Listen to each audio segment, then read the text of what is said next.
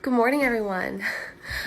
Welcome to PT on Ice Daily Show. My name is Jessica Davis. I am the lead faculty for the Performing Arts Division. I also instruct in the cervical spine and lumbar spine management courses. So I'm here super early in the morning, and I apologize, it's an off time. But I was traveling and have several patients that I'm squeezing in today. So it's kind of crazy, so just doing this super early in the morning.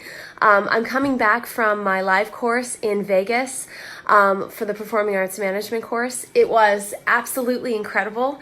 What a wonderful experience. I had an amazing class.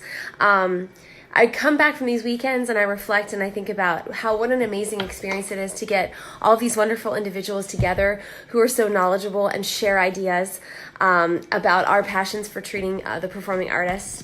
And what a neat experience in Vegas. And thank you, Physical, for hosting us.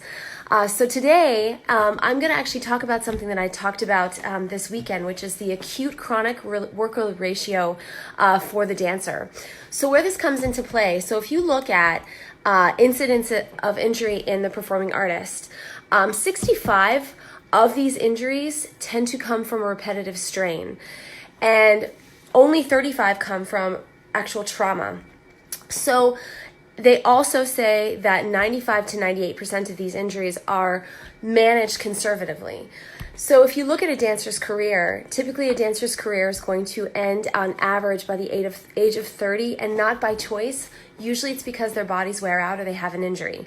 So as physical therapists, what we come into play is how can we prevent these injuries? How can we determine what variables to look at early on? And there's been a lot of work on the functional screens and doing screen assessments for dancers and picking up on key functional variables that may exist that may influence the likelihood of injury. But the other variable that we have to consider is workload. And so especially if you look at these injuries, they're happening during performance seasons. They're when the dancer is dancing more than 4 hours a day. And it's usually also if they're doing new choreography or after they've had a break. So if they've had a summer break, or there's been just a period of time where they may not be working as much, and then they go into an episode where they're doing extensive work. And dancers tend to work repetitively on a skill that they may be struggling with to perfect it for performance. So when you're evaluating your patient, you need to have an idea of, yes, their current level of pain, where they're having an issue, what is exactly causing that, but also we need to have a discussion about how many hours a day they're dancing, exactly what they're doing during that day. So one variable that's very helpful is utilization of the acute chronic workload ratio. So what this is it's a helpful calculator of a dancer's potential risk for injury. And where this is looking into is it's looking into fatigue. So, and poor loading management. So for example, if a dancer is dancing several hours in a day for 1 week, so their acute load, so it looks at the acute load variable. So the acute load is how many hours a day is a dancer dancing in 1 week period. So not just dancing in the studio, this includes additional rehearsals. This includes if they're at home practicing. So how many hours a day are they truly working on that skill? They calculate that for you, so you create an acute average, right?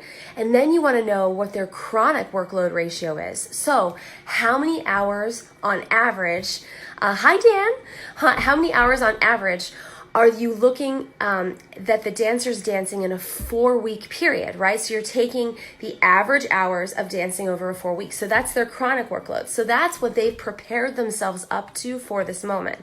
So you create a ratio. And so it's the acute over the chronic ratio.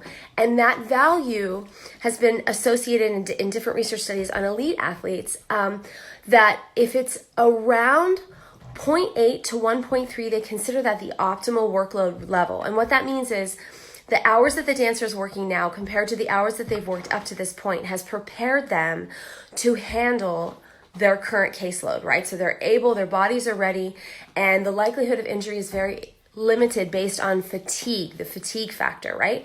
But if it's below 0.8, it's still considered low risk, but not optimal.